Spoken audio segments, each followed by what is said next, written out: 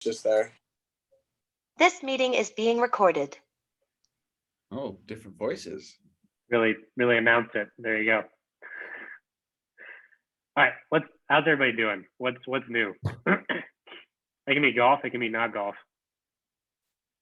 We got men's league starting this weekend. Five club. I heard that, yeah. 5 club challenge, so that'll be interesting. You guys know what clubs you're picking yet? We were talking about it this morning on my commute to work. I didn't want to bring a putter for a little bit. Teague kind of convinced me this morning because I'm like, dude, I can hit it. I can hit some good putts with a wedge because I've been all over the place with putting. Not the worst idea. And then I could throw another iron in there, and I think that could really be good. But I don't know. But I low key think a long iron is actually a better putter substitute than a wedge. So you're saying like I have a 5 and like a 7, and then a pitching wedge.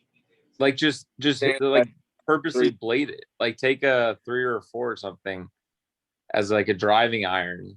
You could actually do 3-wood because those greens at Dub right now are super slow. Dude, you could chip. So you could chip off the green. You can use like I'm getting talked back into it now. Drive. I think you should try it. 3-wood everywhere there. No, I just need a 3-wood. Okay, 3-wood, one of your long irons, a mid iron, and then like 9 and like a wedge or 2 wedges, whatever. Just saute everything out there. Are you guys playing from the tips? No, one up. So it's 6,500. Oh, okay. You don't need a putter. He needs a putter. You don't. He said he was up till like 12:30 last night on GolfWorks reading from people who played in these events before. 11. Okay, sorry. And they all say take a putter. No. Just get there a little early. Do the decade speed drill with your 7 iron. You're good. You're Put good. an iron in the same group. I'll make sure. What's the putter trade off though? Is it like 2 wedges instead of a putter or what? It could be like I'd put another longer iron in there. Okay. Probably like a 3-wood, maybe a 3, 5, 9 7 pitching wedge, and then a sand wedge. I'm just imagining you go with the fucking 3-wood to you the don't need a pitching wedge and a doing sand wedge. speed drills. I don't know. Please. Still got time. I tell you what, I broke my putter in a tournament about a year ago and putted with a hybrid for 12 holes. Putted pretty damn good. You guys might want to think about that. There was a couple months ago I got rid of that putter halfway through the round, and the only birdie I made all day was with a driver. So how did you get rid of the putter, Matt? Did you break it? No. Put it in the basket. Okay, all right. Just putting it in timeout. It wasn't actually out of course. No. I love that. So that's only been. So that's okay. That's pretty good. I hope I see you Saturday doing the speed drill with like a 7 iron. Dude, I roll it. I'll be there early. I'll figure it out. Yeah. That visual is amazing though. If we see him there, we'll take a video. We'll send it to the group. Like, I'll take a video no matter what. Might need to run it up, but yeah, whatever. But what's everybody else doing? Anything Aaron, new? you got a tournament coming up, right? Yeah, I got the Cape Cod Am next week. It's 1 round of stroke play. It's at Hyannisport, so it's like a pretty short course, really windy though, typically, and then Donald Ross Green. So it's a nice club, but will be interesting conditions at this time of the year. But yeah, it's 1 round stroke play, and then 32 make the cut for match play, and then round of 32s on the Sunday, and then the next weekend is 16 quarterfinals, semifinals, finals. And they put over multiple weeks. Yeah, they just do it on the weekends because it's like it's so late in the year where a lot of people are off Cape or back in Boston or something if they're not living full time on the Cape. So they try and make it easy on them. But yeah, I mean they put everyone's index on there because it's on Golf Genius, so it's I'm probably in like the top 10 based on index, and then it's anyone 8 and below. So I mean, my goal, as we talked about, TJ, was just trying to make the cut, make match play. That's still my obvious goal, but I don't know. I do kind of want to have some expectations for myself if that's where everyone's starting from. Sure. Yeah. I mean, you should expect to play well. That's just the cliche, right? It's like, that should only be your only expectation in whatever shape or form that is. Like, you'll just scrape together a round, or if it's coming together easily, whatever you're going to do, it's expect to play well. Yeah, no, I definitely have to refresh on some decade stuff because I'm not going to be able to get on the course beforehand for a practice round or anything. So cool. They have a flyover and a yardage book, but the wind kind of dictates everything there. Have you played it? Yeah. No, I haven't played it. I've played. I mean, my courses like it in the sense of how it's laid out, but theirs is from the tips where we'll play from, it's 6,400, I think. It's like a really short course. It's just tricky as shit. With like tons of dog legs right in the wind. From what I've heard in the past, obviously depending on conditions, but typically, assuming there's no crazy winds, 80 typically makes the match play cut. So, yeah, we'll see. But I hadn't touched a club in 10 days until today, and I had one of the best range sessions I've had all the summer, so, or fall now, but yeah, so pretty pumped. That's good to hear, Bill. Brett, you got anything coming up, dude? You playing anything? What's going on?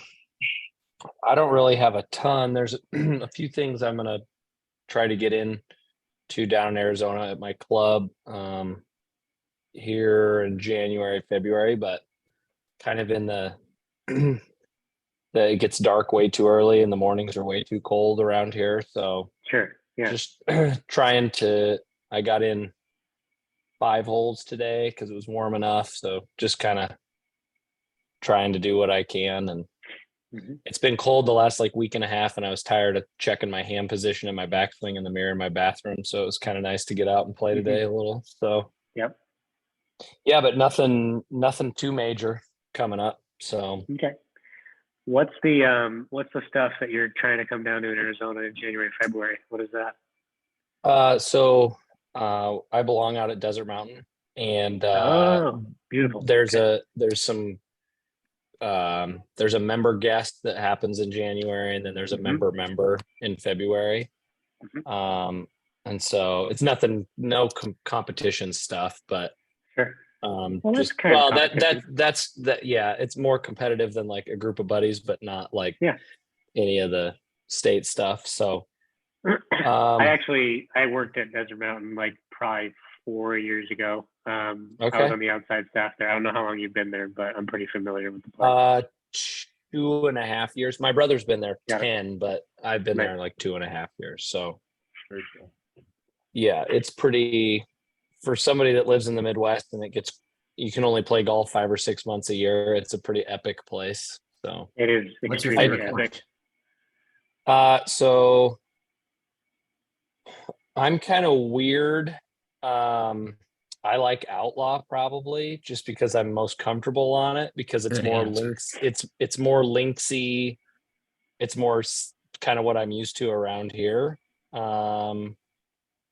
So that's, everybody's like, oh, I love Kirikawa, and I just don't like it because everybody likes it. The views are pretty, but I don't like the course as much as I like Outlaw.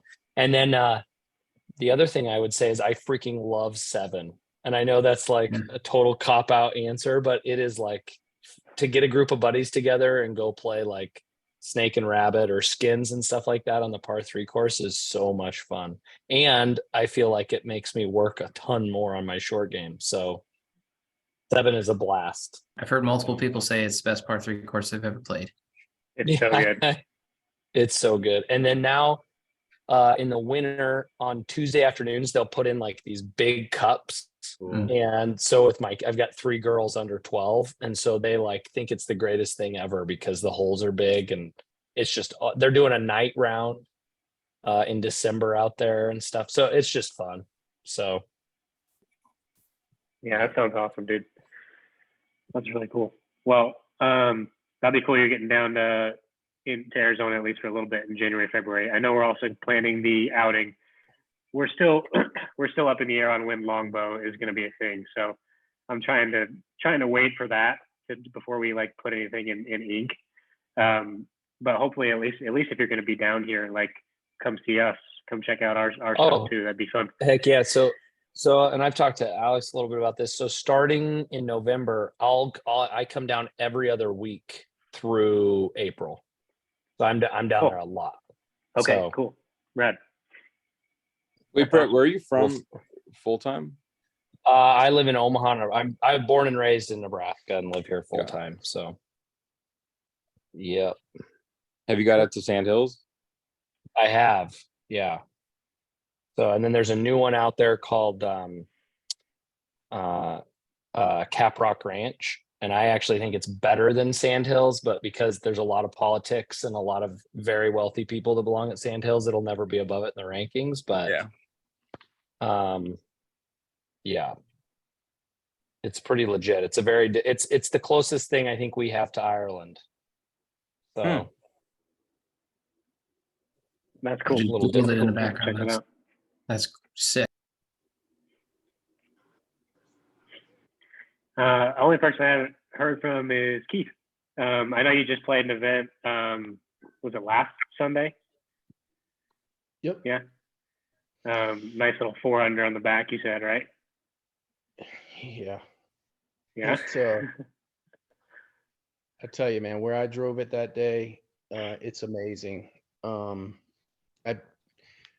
brought a new driver out. It didn't go so well. First day I played with it, and just got off to a really bad start, man. And managed to get it in the house. So pleased with that, but got driver issues for sure. So I got to fix that. What kind of driver did you get? I got a new Stealth, and I Stealth Plus, and I put the shaft that I had in it. It's an 8-degree head, but it's just not. It feels like I need to help it up in the air a little bit, right? So it's a little too flat. So I got another fitting at True Spec here coming up in another week. So I'll just go back to my son too, and for a couple of weeks. But so this is gonna sound crazy, Keith, but I have a Stealth Plus. It probably took 500 balls, and then that carbon face kind of like broke in.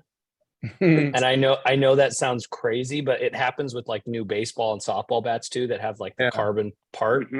And I've been looking online, and guys are saying that it's like 500-600 balls, and then all of a sudden there's like this whole new pop to it. The downside is that people are starting to talk about it wearing out now. So anyway. Yeah, when I cranked it up a little bit, right, because I was leaving it out to the right. When I cranked it up a little bit, then I got a little bit of a two-way going, right, and so that's not good, right, for me.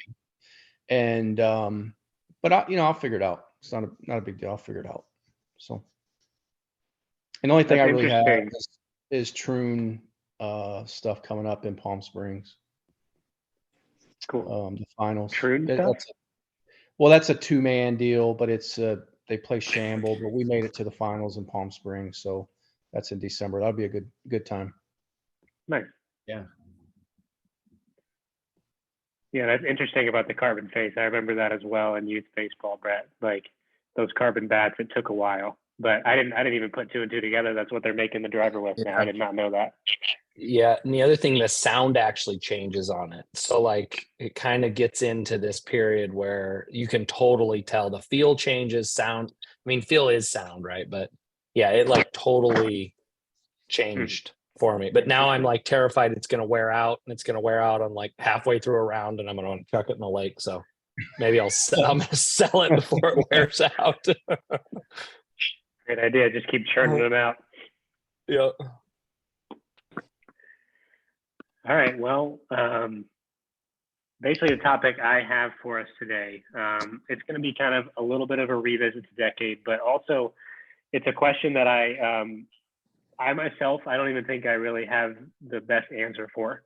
So I think Trevino might understand this a little bit better than I do, but something I've been kind of wrestling with myself, and that is like, so I come from this background of, I went and saw a sports psychologist when I was early in college golf.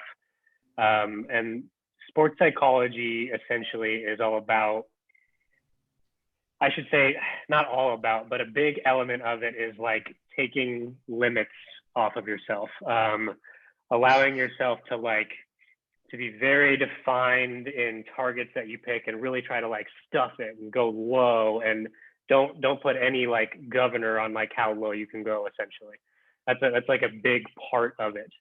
And I remember going through that stuff early in college and being like, this is really helping me. This was helping me get more out of my game than I was previously. It was allowing me to access different parts of myself that I didn't know that I had. Now, that also like came with its own caveats. I didn't understand how to strategize very well. So when I was told to like try to make a lot of birdies and not set any limits on that, I would do it by aiming at flags and hitting shots and just things that I did not need to do from a strategic standpoint. So then I found Decade, and Decade was about, like, you all remember probably the intro video, and if you don't, I'll go ahead and give you a reminder. It's don't try to make birdies, don't try to make putts, and winning requires luck. Okay, that's kind of like the fundamental tenets that you're supposed to really understand before you go into the system at all.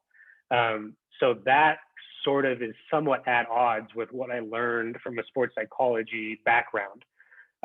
So like ever since then, I know that there's a good blend, but I've like wrestled with the philosophy of it, I guess, and understanding it well in my own mind is like, a lot of what Decade is picking conservative targets, but you're still supposed to be aggressive in your playing to them. And when I'm going through that a lot, I feel like it's easy, but when I'm not, it's difficult to do. Like, it's easier for me to lock in when I'm aiming at a flag. It may not turn out very good. I may short side myself a lot, but I'm locked in. I feel it. I feel like my dispersion's a little bit tighter when I'm like gunning for something. So it's like, how can we the most easily transfer that same type of feeling to a different target that's away from the flag that might feel conservative to us? Does that make sense to everyone? So that's kind of the question that I'm raising. And I think that like as a group, we can kind of just like answer it together. And if you guys have ideas on this, I'd love to hear what your ideas on it are. I'll jump in and go first. So this is let me explain it. So I feel like I can be aggressive if I'm committed. So for me, it's a lot easier when the pin ends up being the target to be committed to that because it's exciting and whatnot. Sometimes when I pick a Decade target, go through my routine lineup, I'm not as committed. So I know that that's what I should do, but I'm actually hoping for the miss. Right. So I cut the ball. So if my Decade target is left of the pin, I'm hoping that I cut the ball and then I get this like little, I call them dick slaps, where I like cut across the ball and it's like this power fade because I wasn't really committed. I wanted it to fade. So then all of a sudden I'm lined up at a target and then I hit this fade that I have no business even doing. So I can be aggressive if I'm committed. So I have to make sure that I'm focused and committed before the shot in order to be aggressive. Otherwise, if you're like in basketball, if you're wanting your shot to get blocked, it's going to get blocked because you're not committed to it. So commitment allows me to be aggressive. I know that's a really long way around the block, but no, that's good. I like that you kind of explain that. Like, cause that's totally, that probably happens to us more than we even really know. It probably happens unconsciously a lot as well. That when we're aiming 5 yards away from the flag, it's like, hey, it'd be nice if I just kind of pulled this 5 yards and end up right next to the flag. I feel like for me that happens more than I can even really be conscious of. So that's something to really to throw out there. That's really good, Brett. And I'll send it to the group, but there's this video I saw the other day of Tiger, and he was going through his pre-shot routine, got up to the ball, then he had to back out, and he kind of did this weird, like, he shakes his head and like gets recommitted. And to me, I'm like, oh my gosh, he's recommitting, refocusing to being aggressive, because something, whether it was somebody in the crowd or he just didn't feel committed, he had to get in the zone. And so I've kind of used that video as kind to stay committed. Mm-hmm. And so I just think that's part of what helps me do it. Yeah. And like when you're, for instance, like I feel this because I like to play golf with a sense of creativity, right? So when I'm trying to fit the ball into a tight flag, like all that lights up within me, and I have to be committed, because if I have to hit this shot like exactly how it needs to be, otherwise it's not going to work out. Now that's not the proper strategic play, but that's the mindset. If I can switch that to a different target, I think that's really good, Brett. Anybody else? I do feel a little more free just playing regular, just casual golf sometimes, and just I feel like when there's something a little more that I'm playing for, I steer it a little more out there. Okay. I definitely don't feel as free as I do just showing up to the golf course and playing 9 holes, 18 holes, whatever it may be. So I need to work on kind of finding that same feel of just being able to go at a flag. And like we were just saying, you kind of just hope for a miss. And a lot of the time I'm not as confident. I just hope, I just put something up on the green when I should be, when I'm just playing a regular round, I just swing right at it. I'm just golfing, not as much. So yeah, it's totally agree. Like it's a freedom aspect for you. We need to find a way for you, if you're going to shoot the lowest scores possible, we need to find a way for you to feel that same freedom, aiming away from it in a lot of cases, and playing that type of golf. That's the challenge that I think that's the inherent challenge of Decade, is like, you can't, it's not just like tiptoe around the golf course. Hopefully I don't make any mistakes. Like, you still have to like own your game. You still have to own it and play in a way that facilitates proper scoring. Yeah. And sorry, go ahead. When I would pay attention to like, how we were talking about like just doing the Tiger points after the round and everything like that, I would pay attention so much to that, and I would get like, going back to it, I'd get irritated about 2 points on that hole, and I was over analyzing everything, and that just would make me just not. I just wasn't free, like swinging it free. So yep, totally get that. Mm-hmm. I kind of have the opposite problem.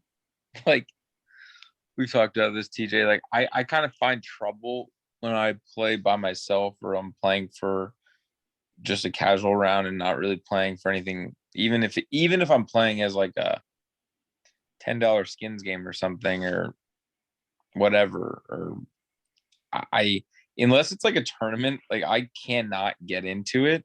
And I think what happens with me then is I don't really go through the full process of picking a target and actually being aggressive in the manner that we're meant to be aggressive, versus being aggressive just by kind of YOLOing it. And I think it's why I actually score better when I play. It's not, I don't feel like I'm playing differently, like you're saying, Matt. Like I don't feel necessarily like I'm having the dilemma between feeling looser or not. For me, it's literally just, if I go through the process the way I do when I'm playing tournament golf, I actually naturally feel more confident over the ball, just because I know that there's a plan in place, versus it's kind of a give and take. And I totally agree with what you're saying, how you can just kind of shoot whatever playing golf when you're not doing it for a score. But for me, I think there's this added level of mental confidence, not only physical confidence with the swing, that comes into play in tournaments. So I don't know. That's if I were to lean it towards anything, I think it's me over analyzing everything that needs to go onto it. I see what you're saying. I still have like a goal and everything of when I play if it's something that has meaning to it, or like if we're betting money and everything, I'm still focusing on it. But I just think I'm tensed up about everything. I'm quick with it. I get quick with it. I do these little things that don't happen if I were just to go out and literally just I'm walking swinging a ring. I would be curious. I know everyone does it their own way and everyone has their own way to be successful. I'm curious if you would be able to do this, but I literally don't even think at all for the most part going into like a round where I'm just strolling the course. Like I literally just go up and hit a golf ball. I don't really try and play golf. And so it's when I do play in a tournament, I don't find myself overthinking because I'm only doing like the little bit above baseline of nothing, where it doesn't cause me to keep climbing up the ladder of thoughts and progression of thoughts. It's literally just okay, you go from a round where you never think about anything to let's just put a couple things out there of decade and incorporating just a couple other things you're trying to focus on that shot or target, and then just go from there. I just be curious because I don't do it intentionally. That's just the way I space out during a round that doesn't mean anything. And I think that's kind of what leads me into a situation where when I do go through the whole process, it doesn't force any overthinking in my head. Well, when I qualified at longbow with Teague, the only thing we talked about all day was just tempo. That was the only thing we talked about all day. And it wasn't like hit it there. It was just like stand up on the tee. I just picked a line and I had a good line. Yeah. And it just tempo town and a good woo, and I hit one bad tee ball all day and we found it in the shit. So, that took up probably so much capacity of your brain space. Yeah. But also that's where I'm saying I wasn't overanalyzing anything else. Yeah. I had one thought and it was just hit a good shot. And that's where but like just regularly, round, if I'm keeping track of stuff, I just get too into it. And yeah. But yeah. What about you, Teague? Anybody else? I feel pretty similar to you, Brett, about how it's a lot easier to commit to a target when it's the flag stick.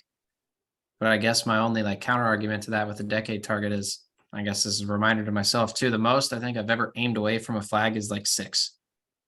And at that point, you're still pretty dang close to the flag stick. It's kind of exciting if you hit it right where you want it. It's 20-foot putt. That's a pretty dang good shot if it's that tucked of a pin. Because at least the golf courses we play, everything's so short. You're having 160 in or less on pretty much everything. Even if you've got some crazy modifiers, that's like a 10 or an 11. I don't see that many flag sticks more tucked than 6 or 7 besides tournament golf. So there's still a lot of flags you get a hit at. And a lot of greens aren't really even that wide. So you would hardly ever be aiming 10 paces away from a flag because totally. Most tuck pins I've ever seen Papago on a Monday when they do that skins game. Oh yeah, that's they got tour pros. Yeah, left 3 off the left.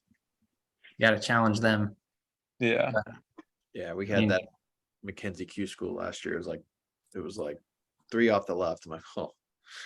Does Dobson on those Friday games? Dobson can get nasty. They'll put them closer to undulations. They won't tuck them, but they're near the undulation, and it's just whew. Yeah. They'll put them straight on the side of the hill. It's stupid. It's really stupid. They just put them literally on a slope. And if the greens get any sort of speed to them whatsoever, it's oh, good luck. You have to be right below the hole. Those are 12s. It would be impossible to play that golf course with some of the pins. Impossible. You'd have to putt it up above the hole and let it roll back towards it that bad. Just hope it drips. Yep. Trev, do you have anything that you want to kind of add to this, from your own experience? Yeah. So the question was, how do we still? How do you kind of blend aggressive, get after it with decade, which is kind of just don't aim at flags and don't make mistakes. So the biggest thing I've heard out of this group, and then I've become aware personally,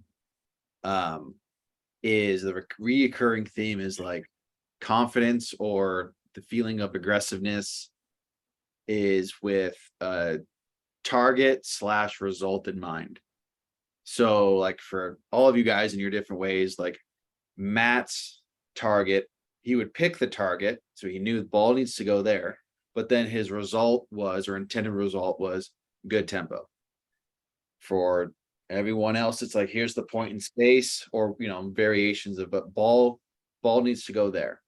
So that's the result. That's like your intent. So it's identifying the result of that shot after you've selected the target. So like you look at the pin and you go, okay, it's 3 off the right. And I think, I can only speak for me here, but we may fall into this trap too, a decade where it's like, okay, 3 yards right. Like, all right, let's just hit it. And we know the shotgun. So there's this kind of a back of our mind, like, there's this spray or this spread. So there's a chance the ball might end up over there. So you could easily fall into that trap of, well, I kind of hope I pull this one, or I kind of hope I push it. Versus when it is out of flag stick, the ball is going here. I'm going to hit it there. And then you execute on the shot, or you at least have the mental commitment to putting the ball there. Does it always happen? No, but that's not up to you. So it's maybe taking that extra step of whether it's visualizing or just saying it out loud, but the ball is going here and here's how I'm going to do it. Because like for me, when I was in high school, in college, I played this big old hook. But I was like, I don't care where the ball goes. I'm making par. So my result was, you're going to make par. Everything else is irrelevant. I'm going to make par. And then got later on, like later in college, and I thought other things were like, I need to hit it straighter to play well. And it's like, well, now you're not really like, there's not a result there. It's like, you just think you need to do something else versus my result was par. My result was par. Now it was like, well, maybe I need to do that to help. And then like decade comes along and you go, well, it's a shotgun. So then you start seeing shotgun. You go, well, I'm going to hit it here, but I also know all these other situations can happen. It's like, how do you have that same result? I'm making 4, or I'm going to have good tempo, or whatever kind of everyone's individual result is, and then applying that after the target's picked. So it might just be taking that extra step of, okay, do the decade target, 3 right.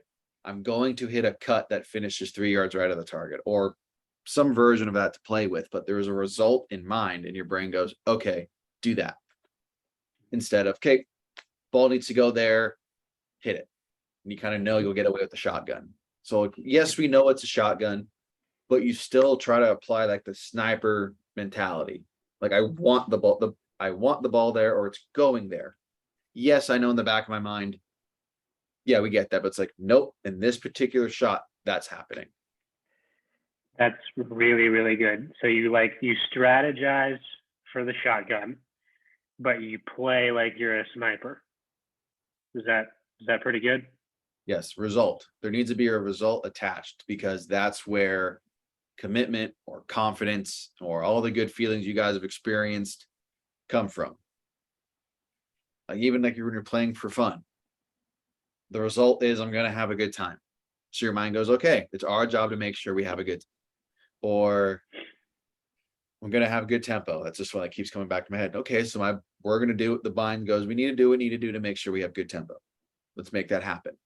Or I'm going to make par. So the mind goes, okay, we need to do what we need to do to make sure we give ourselves a chance to make par in every hole, regardless of what happens.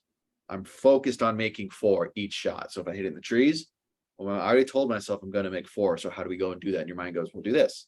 And then boom, boom, boom, before you know it, make more 4s and less 5s and stuff like that. So it's giving yourself the result that you want. So your mind goes, got it. That's what we need to go do. I think that summarized pretty well. So the thing I heard probably like as a recurring theme is in some way, shape, or form commitment. And like, that's what Brett said in the first thing here. Like, you have to be committed to the result that you are trying to achieve. Like, and so even though you can understand that a billion different results could happen, or however many there is, right? You could understand that, but you still have to have the intention that there's a singular focus. There's a singular result that you're trying to get. I think this is why everybody mistakes Tiger for being an aggressive player, is because you watch him go about his business as kind of as Brett just alluded to, like he snapped himself out of it. Like he's like, all right, no, I'm not doing that. He's like so intense and so like directed in his energy. You can just see it in his eyes, but he does it to a spot. He doesn't do it to the flag every time. He doesn't do it in the most aggressive, strategic manner possible. He does it to his particular spot that he knows will give himself the best chance of scoring. That's why I think it's mistaken, and that's why, like, through decade and misunderstanding, it was kind of revelatory in understanding that, like, he played the most conservative out of anyone, but he acted the most aggressive, which is just a weird dichotomy. And I've just always struggled to understand it, and now I'm kind of getting it from what you guys are saying. So like to like double down on that, again, just imagining the shotgun of golf balls that Tiger's, let's just say, looking at before he picks his target. He is picking that 1 out of 100 golf balls that is 3 yards right of the pin, which is the decade target. So he goes, it's that ball. That's the ball I'm going to line my putt up to. And then he goes and does that. And that's same thing for me, where it's like, I always saw at the whole spray. So it's like, move the whole spray to basically cover your ass. And it's like, well, good. That's like step 1, let's say. And then step 2 is pick the exact ball out of that pile that you want your ball to end up. And it's the one that's the correct decade target. And boom, that one like lights up in the field of golf balls. And it's like, okay, my ball's going there. Dude, if you can do both those things, if anybody in this group can like get to that place in their mind where they can do both those things, where it's like the dead center of the green, but it's like it feels so boring to you, but you're able to wrap your head around and go, I'm gonna just like pepper the dead center of the green. Like it's not going to leave that dead center of the green. I'm gonna hit it right there. If you can do both of those things, that is dangerous. Then you become a dangerous player. First time just peppering the center of the green. The first time I ever watched really good golf, like where I played in the same group, was when I worked at Kierland when I was like 18. And the guy shot probably right around even par. And he said, oh, that was just boring golf. And I thought about that, and it was just center of the green, 2 putt, make a par. If you got lucky, made a birdie. You know, you hit 1 or 2 offline. Or you get hot on the back and you shoot 3 or 4 under. It's just, I don't know. It's you see that and you're like, oh man, if it's that easy every time, just go out and just aim for the center of the green. And I think there's that weird, like, or even a stat, if there was no pin and you just had the yardage to the center of the green every time, how you hit it closer or you score better just by hitting with no pin. So yeah. Don't you think, like the other day when I was playing, I had a couple par 5s that I could reach, right? But I could not get committed to going at it, right? And just, didn't have a very good front 9, right? And just couldn't get there mentally, honestly. But kind of throwing it back the other way, I felt like that I could get really aggressive, with the wedges, lay it up to my yardage, and lo and behold, what do? You end up making 2 4s, right? So I think part of it, comes down to making good decisions too, especially when you're not feeling the way you should, or you're hitting it the way you should that day. Because I think, going back to playing boring golf, it certainly was boring to me to make 4s, but I made 4s, right? So it's much more exciting to knock a 3-wood on the green, but what's the risk, right? And there was a lot of risk. And so I think we all got to think about that sometimes as well too. Agreed. Yeah, I think that there needs to be some fluidity to the way we approach our games at times. Like, yeah, like if you can reach a par 5 and there's room up by the green, and Decade would tell you to go for it. Like, I get that angle as well, but as Keith is kind of alluding to, if you step up over that shot and you can't get yourself to be committed to that shot, that's not the shot. That's just not it. So you need to allow yourself to be fluid, because you are a human and like things are fluid. So there needs to be a little element of that. Always choose the shot that you're comfortable enough to play aggressively. And then you can be committed to it, and then you can have that intention to dial it in. But if you step up over that 3-wood and you're like in the back of your head, you're like, hey, there's like a decent chance this goes in the water. Like, that's not it. Like, no, that's not committed at all. Yeah, bad mental scorecard. Yeah, that's a bad mental scorecard. Yeah. I would say too, and more specifically like irons, like to Teague's point, like what's the farthest you aim away from a pin? Maybe it's like 6, 7, maybe even 8, but it's like, if you think about that for a second, that's like your farthest putt. If you can actually call your shot and hit it 8 yards right of the pin is 24 feet. Like if you can call your shot and go, okay, I'm going to put the ball right there. Like how much of a badass are you mentally if you go, I'm putting this ball 24 feet right or left of the pin, and then you do it. It's like, I can call my own shot. So then when you have a wedge and the target just happens to be the pin, this thing might go in. And like you get into a funk where it leaves the face and you go, oh, that actually might go in. You kind of call it from the middle of the fairway. It's like, oh, that was 3 feet. Like that could be like the little mental trick or adjustment of, well, if I actually think about this for a second, how cool am I if I can go, yeah, this ball is going to be 24 feet. Okay, this ball is going to be 10 feet. Well, that ball is going to be 12. That ball is going to be 6. And it's like, you could do that rather than, well, I got to play away from pin. Because that's a different like mental switch. Your brain kind of goes, okay, like we're not doing anything special here. We're just kind of blasé versus let's hit it to 10 feet because that's what my target is. Instead of let's go flag hunt with the 7-iron. It's like, well, the thing with that, it allows you to, I don't know if maybe this is thinking way too far into the misses, but I'm comfortable with the idea that if I use Decade and it puts me away from the pin, I am comfortable knowing that a miss is what would get me in theory to the pin. Yeah. So like, I sound like a total asshole probably to the rest of my group, but there was a shot I had a couple months ago where I was like 140 out, and I played it to about the Decade target I had because of where the pin was like it was like 3 or 4 yards right of the pin, and the pin's kind of in a bowl, and I hit it probably 2 yards right of the pin behind the flag, and it got the bowl and came back. But I was like kind of pissed because I missed my spot, knowing that like I was flirting way too much with that side. But it does give you the confidence that if you miss, obviously it depends which direction you miss, but like in theory, your miss is rewarded sometimes with this, but it is the confidence of knowing that it's a safe play, I think, is kind of the differentiator.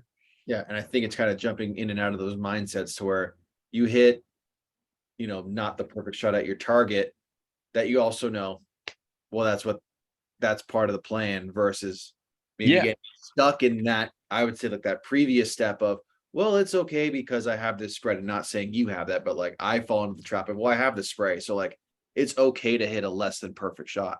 Then you take the second step and go, no, dude, it's going right there. And then on the flip, if you don't hit the good shot, you don't get mad and go, fuck, like that wasn't, and you go, and it's like this kind of like fluid thing of, okay, accepting, yes, that's part of the game. That's why we do Decade. And also like, no, dude, like it's going to go 12 feet. And like, that's what we're all talking about, figuring out and kind of playing with. But it's definitely a little bit of both, where it's like, maybe we need that second step or that second reminder, and then like bouncing in and out of those two spaces mentally. Okay. So I think you, like Trevino, you brought up a couple good things. one of them is like, I've heard a lot about this recently. Like you guys have heard about this, like how you can gamify things, like almost make things a game in your mind that don't need to be, but they can be, because like we talked about this, how like boring golf is good. Like I had a coach tell me that boring golf wins championships. And when I was a kid, I didn't know what that meant at all. I was like 14 when he told me that, but I totally get it now in terms of a strategic perspective. But when we say the word boring, a different part of our mind is like activated. It's like when you're bored by something, if it's inherently boring to you, like, are you going to be as fully engaged and committed to what you're doing as if you were excited by the challenge of something? So like Trevino goes, okay, my target's 24 feet right of the pin. Challenge yourself to hit it to that spot. And then all of a sudden it's not a boring thing of like, I'm just going to hit it over there somewhere. It's a challenge again. And it like activates all those same things that gets you motivated, focused, and in the moment, which you need to tighten your dispersion as much as possible. So like, that's fucking awesome. That's a big light bulb for me, at least. I don't know about you guys, but it puts your mind back on a result, right? Yes, it does. Your focus is a little more laser. That's what it is for me. I get bored. I get bored by playing decade golf, and when I'm bored, I don't engage. I don't engage in what I'm doing. I get fully engaged when I'm trying to hit shots and make cool stuff happen. Okay, cool. So I'm just going to do that to the right spot now. I'm just going to do that every time, and I'm going to gamify it and go, how fucking close can I get it to that spot? That's what I used to do, and that's what I think we should all do from here going forward. Well, and like that's what's so cool with like basically decades. Like I don't care how you get the ball there, but it needs to go there. So it's like, can you hit like a 20-yard hook and like get it to finish right there? Because that would be kind of cool if you could. Or can you hit this like low, like again, whatever shots in your wheelhouse, but it's like it doesn't have to be this boring straight ball or boring, like if you really wanted to play with it, like can I slice it 20 yards to like 10 feet? Because that's the decade target. That'd be kind of cool if I could. And you go, oh, sure. Can I do that? But the other thing I heard on a podcast, they were talking and he was saying that there's not a pin in the middle of the fairway, but if you smash a drive down the middle, or if you cut a corner and land in the fairway and it's exactly where you want, you're excited and pumped, but there doesn't have to be a pin there. And so the same thing can be applied to when we're going at a green. Just because there's not a pin at our target doesn't mean we can't like be committed and be excited about it. Right. So like that's really good. So like for me, I always know like I have noticed I'm more focused after like I map out a course and I go with a ball, like ending is right center fairway. So then okay, back to a result. Ball needs to be right center fairway. Does it always happen? Obviously not, but it's like your mind goes, okay, ball needs to go there. So the intent and the focus is there. And then it's like you're saying, Brett, same thing. Ball needs to be 10 feet right. Put it there instead of like for me, again, I see all the golf balls and it's like, no, pick the one that's like lighting up. Like that's the one you want to go to, the one that's 9 feet. That's the ball. That's where you're going to be putting from next. There's also, and again, blending this into the sports psychology stuff a little bit, there's this old clip of Tiger talking about how he used to work with a sports psychologist when he was a kid, and how the guy was trying to get him to see the shot, to like visualize the shot. And when he stepped up to a golf ball, being that he was a solid player and he could hit a lot of shots, he saw a lot of shots. He saw what you're describing. He saw a spread. So it was hard for him to go, okay, I'm going to pick one. So he learned through like feeling it out in his body and like body awareness of how to get it to stop seeing all of them and start seeing the one that he wants. But you blend that with proper strategy and you have a dangerous player if you can do both of those things. And to me, it's like step one, step two. Like step one, see all 100 of them. Okay, well, I want as many on the green as possible. So let's shift it. Okay, there it is. Now I go through the target. Boop, that ball's lighting up. That's the one. Boom, do it. Totally. That's like the decade acronym too. Like the first 4 steps are all about like step one, like see it all, analyze everything that you need to analyze, understand what the best play is here. And then the last two steps are discipline and execute. Like, duh, like stay committed and just hit the one shot you want to hit. So it's like, it is flipping that script once you get to that place.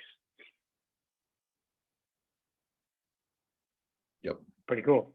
That's how you solve that question. Okay, deal. I'm just gonna bring questions that I have from now on. I'm gonna let Trevino and you guys coach me. How about that? I'm here. The only thing I would add to that is I actually find trying to play boring golf as like a goal. Because at least based on what we talked about and from experience, if you're playing boring golf, odds on you're actually probably playing pretty well. So I think that's kind of the that's the counterpoint for me to someone who does have ADD. I can assure you that if I'm playing boring golf, I would get sick of it if it weren't for the fact that I know it's successful. Well, and that's like the beautiful thing about it all too. It's like yourself, you're like, I love the boring golf because like the result I get. And then some guys like, I can't get up for this. So like they need a little bit like, how do I engage like those other parts like TJ, like what gets me to like light up and go, ooh, like let's do that. And it's just biggest thing is like knowing what ticks for you and then like adjusting if you have to. But like for you, it's like don't get like rah up and down chest. Like no, like I'm gonna play this boring golf and like you get up on I'm picking this golf course apart. And like everyone's just gonna be like, this guy did nothing special. And he lapped me by 8. And you're like, you're fucking right, I did. And you just could not figure out how I did that. Like that's where you light up. Yeah, I mean, yeah, it's easy when you play boring golf. That's all. Oh yeah, like it's great. But you get a guy who teaches like this is fucking boring. Like I'm gonna start doing like no decade, like let's just go bah, and it's like, well, that's not fun either. That's frustrating. So it's like, well, it doesn't work. But I don't like being bored. So how do I like move maybe over here instead of back on that side? Where is it for TJ? Where is it for me? Where is it for everybody? Honestly, if you can amp yourself up when you make a well executed shot to a target, let's say that's not at the flag. I don't know. I like kind of like pump myself up, being like great shot, like kind of execute the game plan kind of thing. Almost not fully to it, but like, almost as excited as I'd be by holding a 20-foot putt or something. Because it's all a process. Like, being able to confidently yank a tee out of the ground when it's before it gets to apex, like that to me, even if you're playing boring golf with that as your shot and as your like just complete pattern, you got to do something at least to wake yourself up. So for me, it's like just adding a little kind of edge to whatever it might be. But having the backdrop be the boring golf, which because like your result is, if this round is super boring, I'm going to play really well. Exactly. Yeah. And it's finding the entertainment or the nuance aspect of the round throughout other areas other than the actual golf being played. Yep. Because I've done the same thing like with like mid-iron approach shots where I know the target's like 20 feet. And I mean the ball, I look up and I'm like, and I don't even let it land. Like, oh, good showing, yeah, thanks. And like walk off and I'm like, boop, there it is, like 20 feet. Like, right where I fucking wanted it. Like, how cool am I? And like, and then, it's playing with all those kind of levels of nuance, challenge, and emotion and boring and just finding that blend. But it's got to be something both. Yeah. Oh, yeah. That middle point, and it's different for everyone. So that's why I think these talks are extremely beneficial, is through having everyone like kind of relay their different perspective of how they get there. We become more self-aware ourselves and understanding like what the personal, like just chef's kiss is, like how we're going to get there ourselves. Yep. It's a personal blend. I think the overall theme is finding what your result is, because then your mind gets there. So like Aaron, it's like boring golf equals this. So like his result is great golf has to be boring to have that happen. And then like, what is that for Matt? What is that for T? What is that for like everybody? What's my result that I want? And then how do I like backtrack, like reverse engineer it? Like get to your result. What gets you there more times than not? And that's just kind of where you leave it, because I can't say what it is for whoever, because I'm not them. But that's kind of the abstract formula. What's the result you want? And what gets you there the most often?